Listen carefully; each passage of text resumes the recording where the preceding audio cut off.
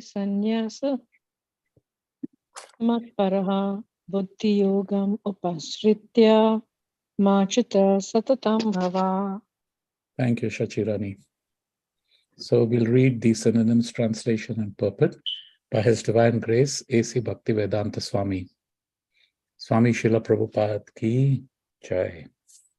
Synonyms: Chetasa, by intelligence. Sarva karmani, all kinds of activities.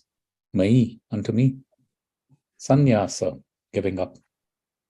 Matparah, under my protection. Buddhi yogam, devotional activities. Upashritya, taking shelter of. Matchitta, in consciousness of me. Satatam, 24 hours a day. Bhava, just become. Translation: in all activities, just depend on me and work always under my protection. In such devotional service, be fully conscious of me. Purport: when one acts in Krishna consciousness, he does not act as the master of the world. Just like a servant, one should act fully under the direction of the Supreme Lord. A servant has no individual independence. He acts only on the order of the master. A servant, acting on behalf of the Supreme Master, is unaffected by profit and loss. He simply discharges his duty faithfully in terms of the order of the Lord. Now, one may argue that Arjuna was acting under the personal direction of Krishna, but when Krishna is not present, how should one act? If one acts according to the direction of Krishna in this book, as well as under the guidance of the representatives of Krishna, then the result will be the same. The Sanskrit word matparah is very important in this verse. It indicates that one has no goal in life save and except acting in Krishna consciousness, just to satisfy Krishna. And while working in that way, one should think of Krishna only. I have been appointed to discharge this particular duty by Krishna. While acting in such a way, one naturally has to think of Krishna. This is perfect Krishna consciousness. One should, however, note that after doing something whimsically, he should not offer the result to the Supreme Lord. That sort of duty is not in the devotional service of Krishna consciousness. One should act according to the order of Krishna. This is a very important point.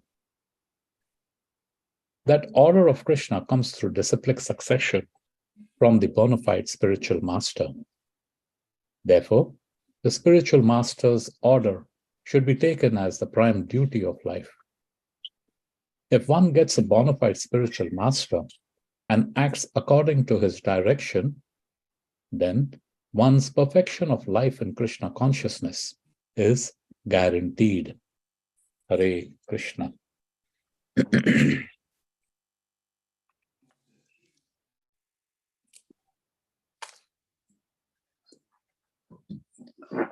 We will sing the Mangalacharan prayers.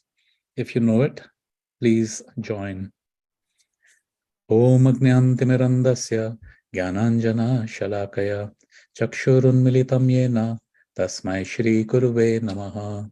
Shri Chaitanya Manobhishtam Stapitam Yena Bhutale Swayam Rupa Kadamayam Dadati Swapadantikam Vandeham Shri Guru Shri Yuta Padakamalam Shri Gurun Vaishnavamscha Shri Rupam Sagrajatam Sahagana Raghunathanvitam Tam Sajivam Sadvaitam Savadutam Parijana Sahitam Krishna Chaitanya Devam Shri Radha Krishna Padan Sahagana Lalita Shri Vishakhanvitamscha He Krishna Karuna Sindhu Dinabandhu Jagatpate Gopesh Gopika Kanta Radha Kanta Namostute Taptakanchana Gaurangi Radhe Vrinda Ganeshwari Vrishna Bhanu Sute Devi Pranamami Hari Priye Vanchakalpa tarubhyascha kripa sindhubhya eva cha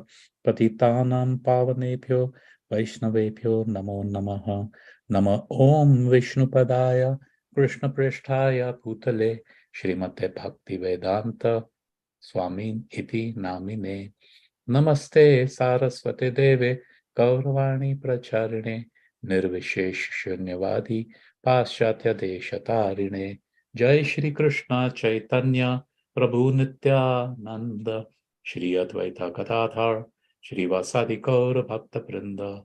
Hare Krishna, Krishna Krishna, Hare Hare, Hare Rama, Rama Rama, Hare Hare, Hare Krishna, Krishna Krishna, Hare Hare, Hare Rama, Rama Rama, Hare Hare, Hare Krishna, Krishna Krishna, Hare Hare, Hare Rama, Rama Rama, Hare Hare.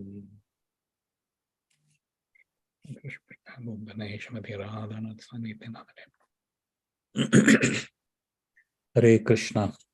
So thank you once again.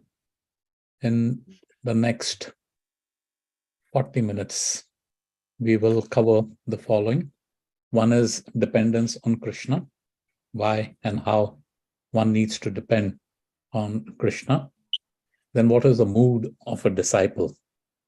In what frame of mind does the disciple go about executing whatever instructions he or she receives from the spiritual master?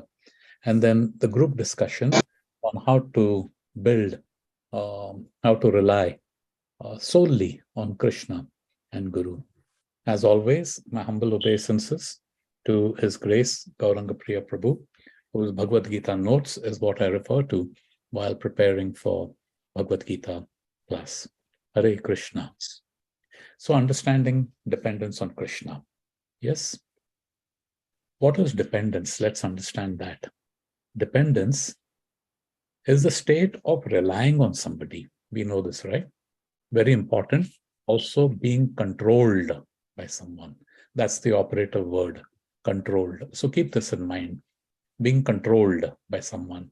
Of course, our tendency is we do not like to be controlled. We think control puts restrictions on us, and therefore it robs us of our freedom to do as we please. So we all want to be independent. Why?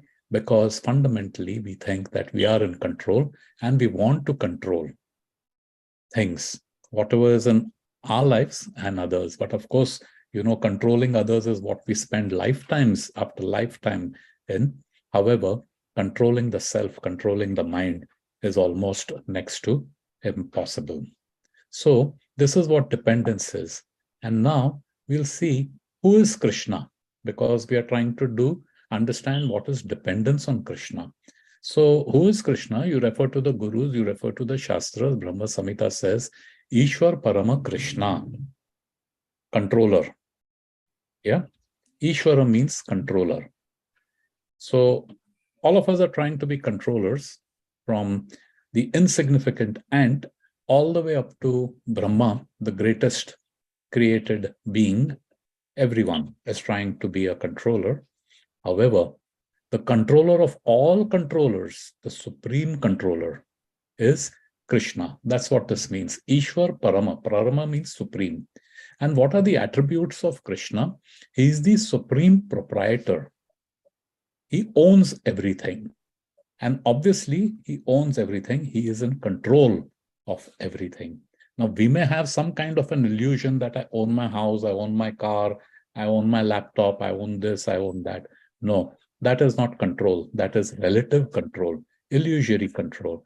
Control means that you have full authority on what that object is about. So, if you control your car, for example, you can order the car, don't break down. There are things beyond your control which will affect the performance of the car, or even, let's say, the house. We think we are in control. I paid my mortgage off. Everything is mine. This is mine. But Tomorrow, a tornado may come and just wipe the house. You have no control over it. So this control is relative or illusory. That's not the case with Krishna. He is the supreme controller. And because he's the proprietor, because he's the controller, as Dhanurdhar Maharaj explained in one of his classes, he is the supreme enjoyer. So it is pretty easy to understand why Krishna is the supreme and the only enjoyer, so to say. Because just think about it, if you own something and you can control that, what would you do with it? You won't just let it go to waste. It is for your enjoyment. Yeah. So if we look at it, why rely on Krishna? So we rely on Krishna is first we need to understand who we are. Jivera Swarupa hoy, Krishnera Nityadas. We are the infinitesimal part of the infinite whole. So the Jiva is infinitesimal and he is the part of Krishna who's the infinite. Simple example is I have this hand. This hand of mine is part of this larger body. So we are parts. Then the natural position of part is to depend on the whole. Now this hand has value as long as it is connected to the body. So it can do work, it can write, it can do so many things, right? With a hand, cook, you know. But the moment it is disconnected, or let's say this hand is chopped off, when it is disconnected, it has no value. It just rots away. Garbage. So a natural position is part of Krishna and the part depends on the whole. Now we should know this on earlier Supreme Proprietor.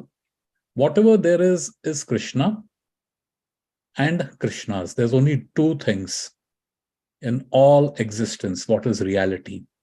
Reality dovetails and comes down to this tattva that all there is Krishna and Krishna's. There's nothing beyond, nothing. That's it. That's just it. Krishna and whatever belongs to Krishna. Now, Krishna, we know, is all perfect. That's the definition of God. We are little bit perfect, imperfect, mixed, everything. And because he's all perfection, he's the perfect shelter. In fact, he's the only shelter where all needs can be perfectly met. Any other shelter is a place where your needs can be met. Any other shelter that we try to take is temporary and imperfect. And sooner or later, it will crumble and disappoint us, whatever be it, whether it's physical things, emotional, relations, whatever. But with Krishna, since he's all perfect, he can meet all our needs, whether it's physical, whether it's emotional, intellectual, philosophical, spiritual, whatever be the case. He can meet it in full. All perfection obviously means that he is without any faults. He's infallible. And he gives his word in Bhagavad Gita, right? I deliver what my devotee lacks and I preserve what he has. So there is no loss. Of course, all of us, we are conditioned to thinking, what's in it for me? Even with this kind of thinking, when you rely on Krishna, there is only gain. Whatever is there, he'll make sure it is there. And whatever is not there, he provides for it. He also says, declare it boldly, Kaunteya, my devotee will never perish.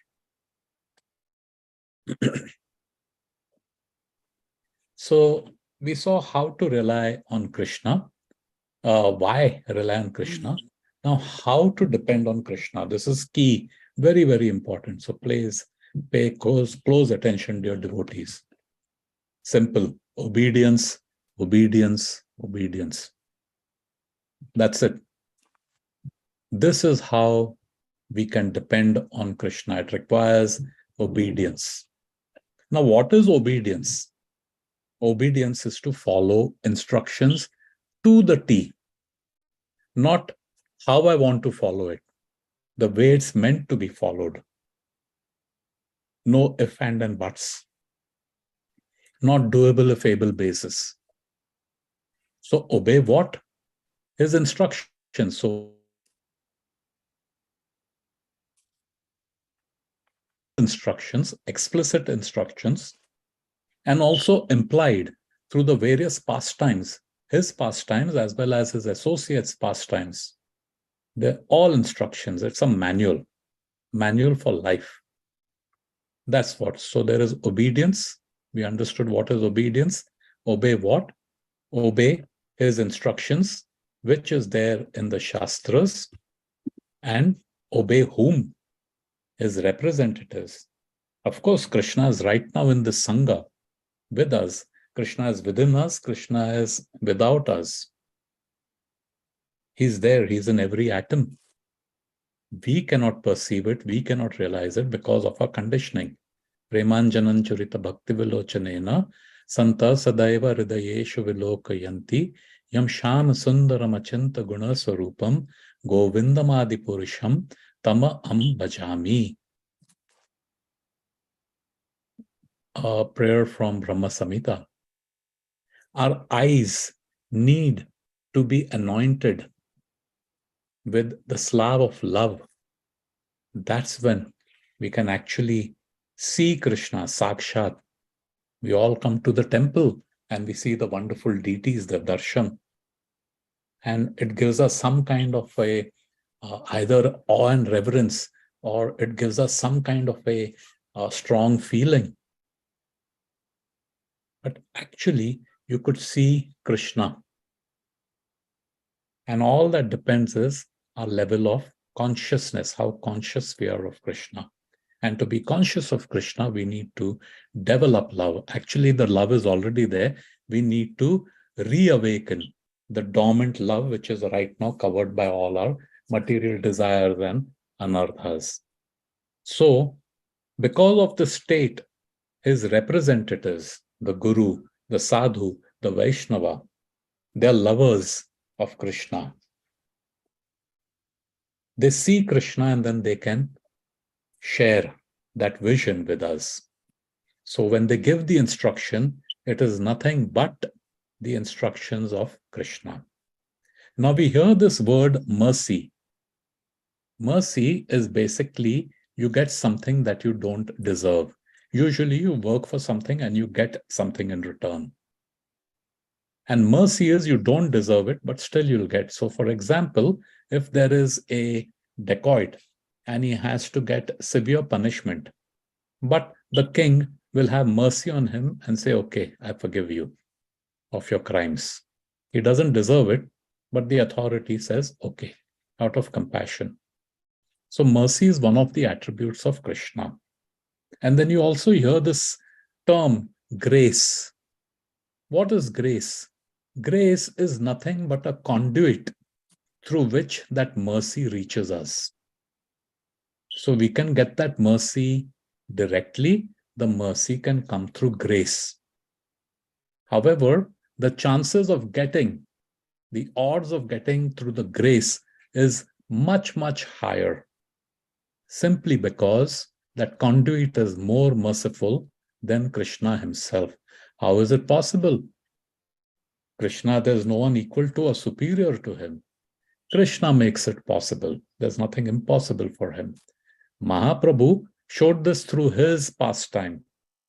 When Jagai Madai, the drunkard brothers, they broke a pot on Nityanand Prabhu's head. Immediately, Mahaprabhu landed furious and he called for his chakra to just chop their heads off. What did Nityanand Prabhu do? Nityanand Prabhu is a devotee. Of course, he's an expansion, but as a devotee in the role, he held Mahaprabhu's feet and he says, please, Mahaprabhu, don't do this. Forgive them. This is, of course, Krishna and Mahaprabhu's arrangement. They empower their representative. So whom do you obey? You obey his representatives, the Guru, Sadhu, Vaishnava. And a representative is also a Vaishnava. Please understand this. Of course, a Vaishnava of a certain stature or a standing. In our day-to-day lives, it is a temple authority. Sometimes temple authorities, they say familiarity breeds contempt. We kind of take them for granted. Oh, they are one of us only. So I listen only to my Guru Maharaj. Or I listen only to a sannyasi, someone who's at a particular status. No, that's not the right attitude. Krishna is infinite, his mercy is infinite. And there are these channels or these conduits through which his mercy comes, their grace. That Mataji, can you mute, please, unless you have a comment to make? અમારી ભાજી બનાવી દે ને એટલે ઊભી થાવ ત્યાં સાંભળું તારો ટીવી પણ ચાલુ હશે ને. Sorry. So we have this, his grace, her grace. What does it mean when we say his grace? Means that person, his grace or her grace, is the conduit through which that mercy of Krishna reaches us. So a temple authority, what they say, we should obey that. And that is as good as obeying the spiritual master, which in turn is obeying Krishna's instruction. Before Prabhupada left, he said, how you cooperate with each other is how you show your love to me. So obedience, obedience, obedience. Hare Krishna. Then what is the mood of a disciple? Now, on the top right side, you'll see a image, a photograph. Does anyone know what it is?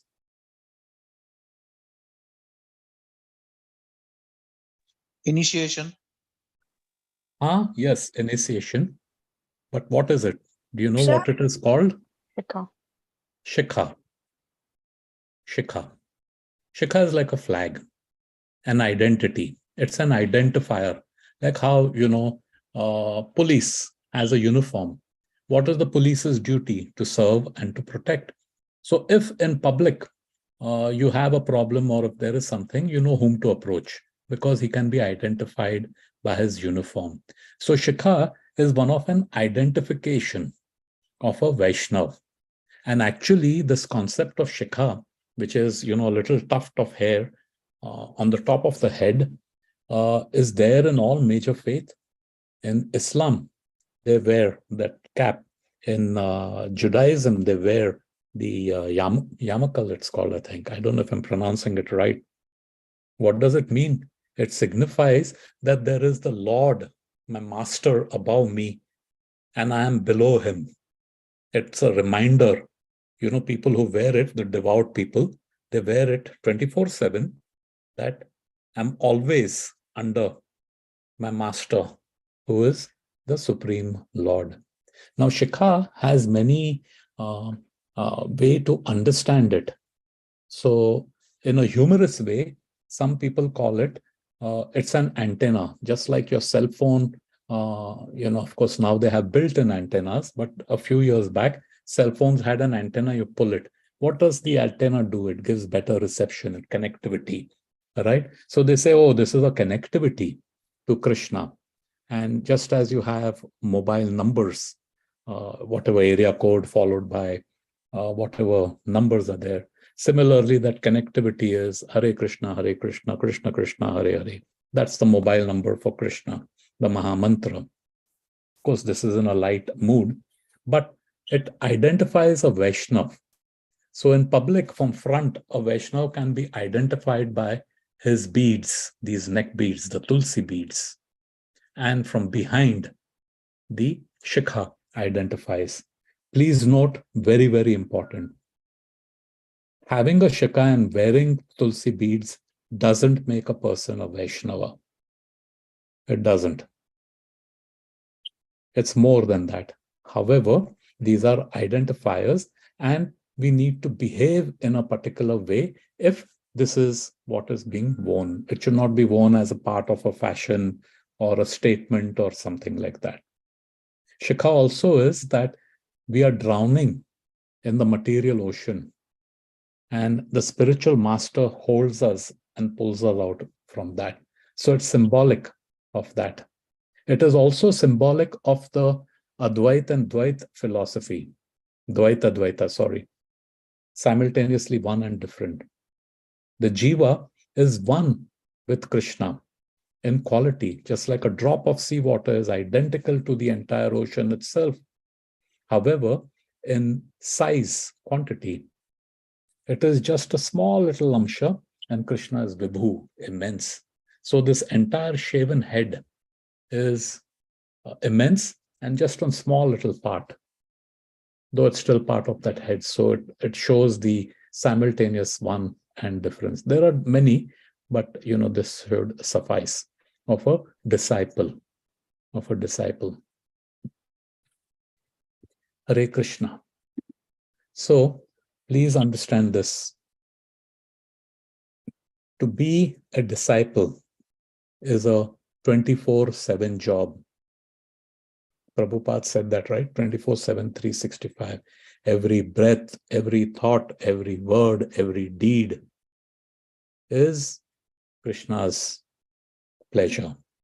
That's the purpose. We are sharing Krishna consciousness, Krishna's pleasure. We are listening to Katha, Krishna's pleasure. We offer bhoga, Krishna's pleasure. Whatever you do, whatever you go to work, Krishna's pleasure. That is who a disciple is. And a disciple is the one who has surrendered to a spiritual master. What does surrender mean? Surrender in a material sense is denoting weakness.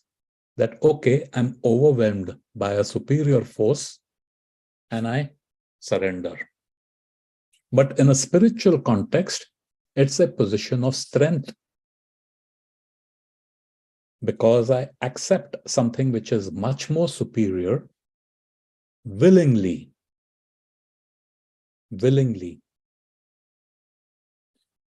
So, some attributes of a disciple, he or she is always dependent on Krishna. There's no other source, not his own intelligence, his wealth, his possession, his friends, whatever, nothing. It means nothing. I only depend on Krishna. Now, Krishna is infinite, so his mercy is infinite. And the only way to be a worthy recipient of that mercy is humility, because humility is considered to be a bottomless container. Now, just think about it. In absence of humility, our arrogance, ignorance, it's ghada bhar gaya. So even if mercy comes in, it will just bounce out. So the more humble we are, the more the mercy flows. There's no individual independence. This may seem to be restrictive, as we spoke a little while ago, but actually it's extremely liberating. Usually all the independence that we do is for some sense gratification. I should have the power, I should have the empowerment to do as I feel. And more often than not, such sensual, not more often, always, such sensual desires for sense gratification only lands us in further mess. So it's something like khud ka pav pe kuladi marne ka hai. You're hitting yourself with the axe. Doesn't make sense. So that a devotee, a disciple, renounces. He has no individual independence. They have a perfect understanding of the self being a part, and therefore free from the illusion of being in control or an enjoyer. Now, someone may think, if you don't enjoy, then what is it? How is it that the jiva is Satchit Ananda? Ananda is bliss. The enjoyer is self-enjoyment. No. The highest enjoyment you get is when you please Guru and Krishna. It's a reciprocal relation. So we do a little thing, and what comes back is multiple fold. That is real joy. Otherwise, it's all temporary, it's all relative. A disciple is equipoised and is in harmony both within and also with the surrounding. That is a disciple. Ups, downs, left, right, zigzag, whatever be the case, he or she knows what's his purpose in life and steadfastly moves. If he takes one step forward and goes back 2 steps, doesn't matter. Again, he'll be moving. The idea is he or she keeps moving ahead towards the goal. Having a very clear understanding, a disciple is situated in reality. All of us are existing in a illusory world. Maya, that which is not. We accept that which is not to be real, and what is real, we accept it to be false. And therefore, there is all this tension and all the depression, whatever, in here. And even outside, we mess things around. We mess with the ecology. We mess up our relationships, whatever. That knowledge that I am not the doer, I'm just an instrument. And therefore, I will do whatever is required to meet my goal, not whimsically. Yes, we can try, we can fail, we get up and walk again. That's perfect. Krishna is not looking at results. Krishna is looking at our intent. He looks at our intent. Material world is you put some effort and what you get back. That's how our success is measured. But success in spiritual is measured by the effort and determination. Yeah. So whatever is whimsical, we may think we're offering it to Krishna, but that's not the right way. And finally, the only purpose is to serve and please Krishna and Guru. As such, we'll act only according to Krishna's order, which comes in the disciplic succession. What the Guru asks of you is nothing on his own self. It is all for Krishna's sake. Guru is just a transparent via media. Whatever received, he passes it onwards. Several years ago, I was in Mayapur. I went for the first yatra to Mayapur. And pretty new to Hare Krishna. And I would see everyone just falling flat at the feet of sannyasis. And there were many, many sannyasis. So early morning japa in Mayapur, you can do parikrama around the altar. And I would see everyone falling flat at the sannyasis' feet. And many of these sannyasis were gurus with a big entourage of their disciples and other sannyasis, chanting japa. So there was a jolly sannyasi, I forget Maharaj's name. Anyway, so I built up my courage and I approached him after japa session was over. I said, Maharaj, everyone is falling at your feet, so many. How do you manage not to become proud? So he started laughing. He says, it appears that they're falling at my feet, but whatever respect they're giving, I simply take it and offer it at Krishna's feet. So there is nothing which is mine. That is the Guru. That is the Guru. And for a disciple, nothing is more important than a spiritual master's order. If a spiritual master says this, that's it. Nothing takes priority over that. That is the level of seriousness and commitment that we have. You don't second guess it. You don't look for your convenience or your comfort in doing that. Hare Krishna. So Prabhu's Matajis, you can unmute. We have about 10 minutes. I know there is a book distribution call afterwards on this same channel. So how to develop dependence on Krishna and be in a perfect state. So I have given 5 pointers. We can discuss on that. And of course, if somebody else has some point, you can make it and we can add 6, 7, 8, 9, 10. So these are just to facilitate the discussion and get started. Looking at knowledge, how can knowledge help develop dependence on Krishna? Letting go, what can we let go and how does it help? What do you practice? Whom you associate with? Surrender, what are we surrendering? So it's open to all.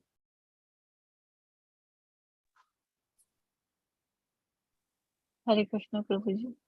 Pranam Mata. Thank you. Pranam, Dandat, Pranam, all glories to Srila Prabhupada. Hey, Prabhupada. Wonderful, wonderful class as always. Letting go of false ego.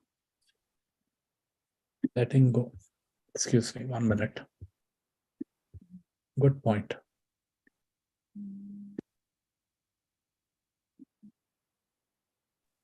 So can you expand on it a little bit more, Mataji? What exactly is the false ego and how can we let it go? Oh, I put it in the wrong box. So false ego would basically, according to my understanding, is considering yourself the doer. Like again, me, my, I coming in between, oh, I did it. So letting that go. And then once you realize that everything, that Krishna is the doer, then there's no place for this ego. Very good. Yes. Perfect, Mataji. Okay, Prabhuji. Prabhuji, I would like to add point on knowledge. Please.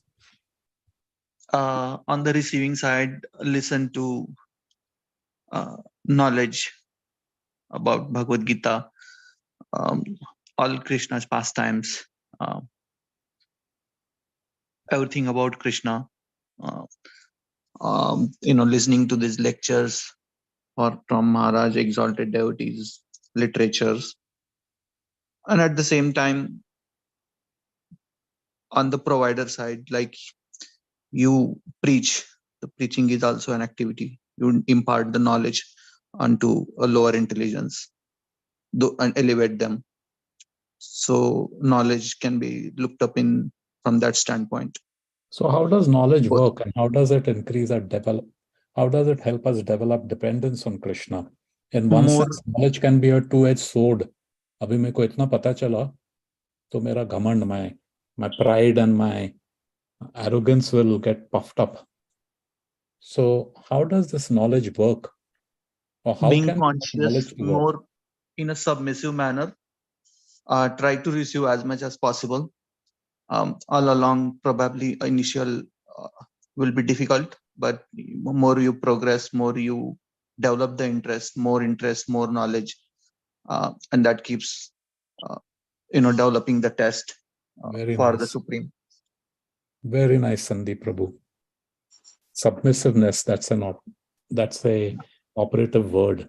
So knowledge, you can look at it as knowledge is a sword which cuts all the knots of ignorance that we have. Knowledge is not PhD, huh? Yeah. Knowledge I mean, is it's implicitly, this knowledge is referring to spiritual knowledge. correct. Implicitly. So when we have to get spiritual knowledge, we need to cut out all the anarthas. We have to become a blank slate. Typically, what happens is knowledge becomes heavy. Knowledge is heavy. In fact, one of the words of guru, the meaning of guru is heavy. Correct? So knowledge is heavy. Now, one way to bear this load of knowledge is having this submissiveness and humility. In absence of it, knowledge dulls the mind and the curiosity. because, oh, now I know enough. There's nothing more I need to know. Oh, I have memorized the entire Bhagavad Gita. I can repeat the shlokas like this. Now I know everything. So when we are in a humble, submissive mood, that curiosity remains sharp. We want to know more and more. So very good. Thank you. और Hare बुद्धि Krishna. Yoga is same. बुद्धि yoga is same as knowledge, प्रभु जी है. Buddhi yoga is a type of knowledge, but more important than that is the knowledge where you get through realization, the practical application of knowledge. Okay. So, there are the jnanis, and they will meditate. And there are people who become the risk of philosophical speculation because it stimulates the intellect and get into philosophical debates and all that. So knowledge for the purpose of knowing, and after knowing, what you do with that knowledge is more important than the knowing. And so much so, just by doing it also, everything can be revealed. That's the beauty of spirituality. Just simply by chanting Hare Krishna, simply, attentively, as though our life depends on it, whatever is there to be known will be revealed. So much so, even Adhokshaja, Krishna, yesterday Sameshwar Prabhu was explaining, Krishna also becomes known, the unknown becomes known. The pastime of Mahaprabhu, when he went to that South Indian Brahmana, he couldn't even recite properly, illiterate. His Guru Maharaj gave him the order, every day you have to recite the Bhagavad Gita. Mataji,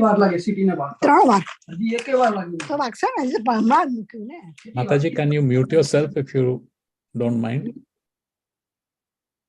Sorry. So yes, that's what it is. There was some other Mataji who wanted to make a comment or share something. Hare Krishna Prabhuji.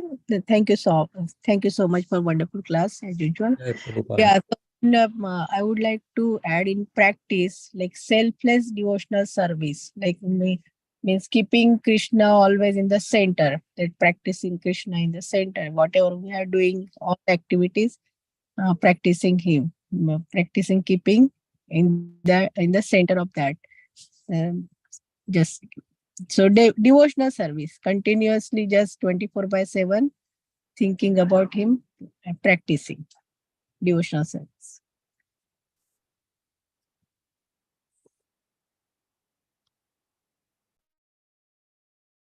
Very important, selfless. All of us are conditioned to do something and get something in return. But here, I'm only doing it for the pleasure of Guru and Krishna. Nothing for me.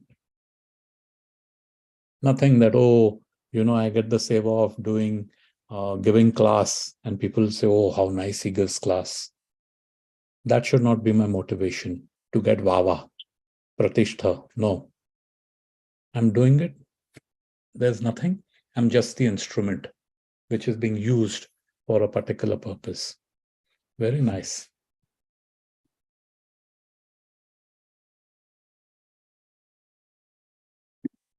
Surrender. What do we surrender? Material consciousness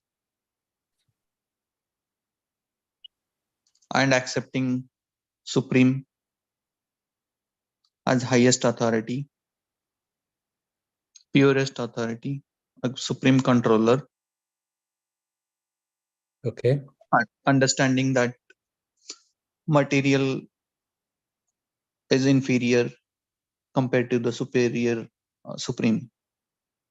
So how does surrendering material consciousness help us develop dependence on Krishna?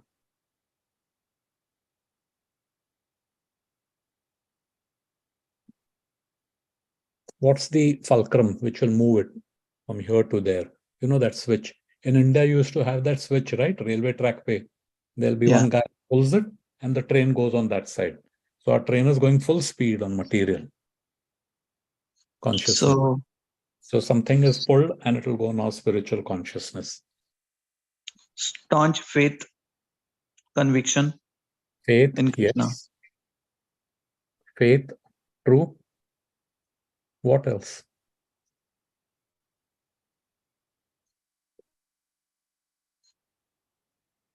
Prabhupada made a very significant statement on surrender. He said, surrender with intelligence, don't surrender your intelligence. It's pretty deep. Typically, if we get knowledge and we'll have full faith in whatever we have understood is true, and just blindly accept it, because faith can lead to fanaticism, which is surrendering the intelligence. So Krishna has given us this intelligence. So the knowledge that we get, we should use our intelligence again in a submissive manner. That's why questions are so important. Questions help us understand the subject matter better.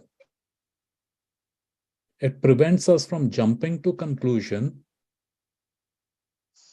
It prevents us from being fanatics, but question in a mood of wanting to know and learn rather than challenge. Some people will say, prove it to me, aisa kaisa hai? Because that comes from a position of, I know, prove me wrong. Whereas the curiosity or the doubt, we didn't understand something, submissively ask, can you please explain this to me? I'd like to know it better. That is from the mood of learning. So surrender, and what Prabhupada says, the same thing what Mataji said, point number 2, false ego. Surrender your false ego. It's false ego that when Krishna says, Sarva Dharman Parityaja, abandon all varieties of religion and surrender unto me. We are surrendering this false ego. I. That I never gets dissolved.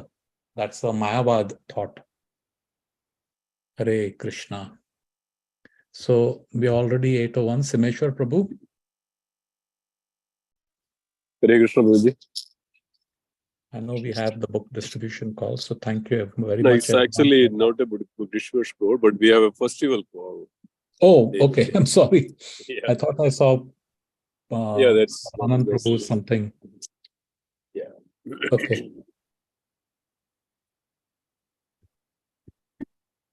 Hare Krishna. Srila Prabhupada. Okay. Thank you, Prabhuji. Jai. Thank you so much, Prabhuji. Hare Hare Hare Krishna. So, Very nice Hare class. All glory to Prabhupada. Hare Prabhuji, just wanted to share one thing. Today in Lalgun Prabhuji's Katha, today is the appearance day of Gadadhar Pandit and appearance day of Shukadev Goswami, which we don't know. So We nice. don't. So yeah, so just wanted to tell that. Thank you. Thank it's you for also reminding. yesterday was, I think I don't know, maybe today some part of the place. And also, Gadadhar Pandit's appearance was also yesterday, I think. Yeah, it's on like Time Vaishak zones. Chaitanya. Yeah, time sounds, yeah. So it came like yesterday and today till 12 o'clock, I think. Oh, I see. Okay. Started yesterday and it got over by 12 o'clock. Yeah. Okay. Okay, Jai. Thank you. Thank you all. Thank you, Amritananda Prabhu. Thank you so much. Yeah, sorry, we have a call set up for it. So let's thank and pay our obeisance to all the Sambhun Vaishnavas. Vancha Panchakalpa Kripa Sindhu Bhyevacha Patitanam Patitanam Pavanebhyo Pavanebhyo Vaishnavyo Vaishnavyo Namo Namo Vaishnavabhyo Namaha Vaishnavamta ki Jai. Jai. Srimad Bhagavad Gita ki Jai. Jai. Jai. Srila Prabhupada ki Jai. Jai. Jai. Kodi Vaishnavamta ki Jai. Jai. Jai. Jai. Gaura Premanande Hari Hari Hari Hari. Hari Hari. Bol. Thank you, everybody. Thank you Jai so Thank much. you. Thank you. Hare Hari Krishna. Bol. Hare Krishna. Hare Hare Krishna, Hare Krishna, Hare Krishna.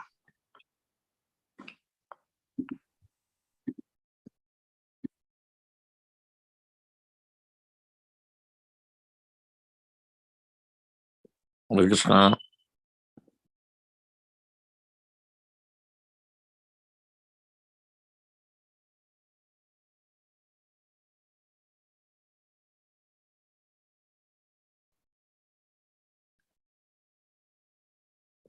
Hare Krishna. Hare Krishna Prabhu. Hare Krishna Prabhuji, the Nutana, Srila Prabhupada. Hare Krishna Prabhuji. We have to Hare quit. Krishna. We have to quit. Yeah, this is a festival meeting. Okay. Okay, Prabhuji. Hare Krishna. Hare Krishna. Let me look on Madhuri Prabhu. Yeah, okay, Hare Krishna.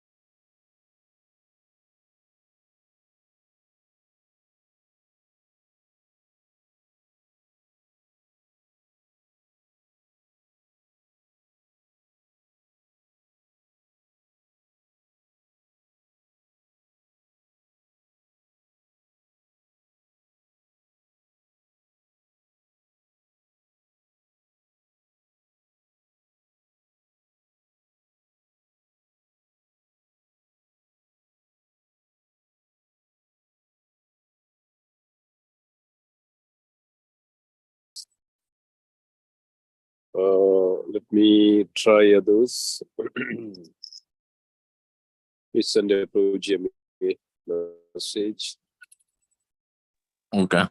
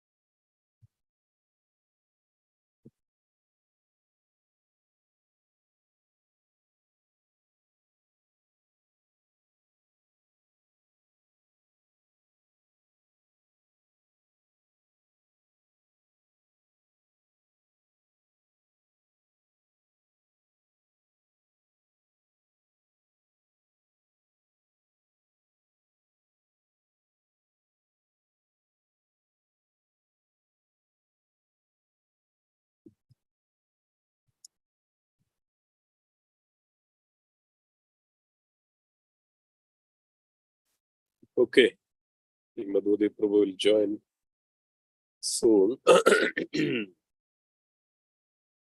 So, so what are the things, Prabhuji? So we are deciding on 6 o'clock. 6 o'clock, right? On May 4th, right? 6 o'clock? Is it 5? Oh, let me see. What is the No, what no, is no, it? not Fire. It's a working day, right? 6 o'clock. 6 Yeah, to yeah. 9. Yeah, Thursday is 6, correct. Prabhuji, this Yeah. meeting is being live streamed. Can you stop live stream, Prabhu? Oh, I see. No, I Yeah. think it's It's showing live stream. If you can stop it. oh my God. I cannot stop No. it. Only No, Namru end, Prabhu can do. no, end the call and then reopen just Zoom. Okay, Let's end the call. You end the call. Yeah. Everybody Correct. ends the call.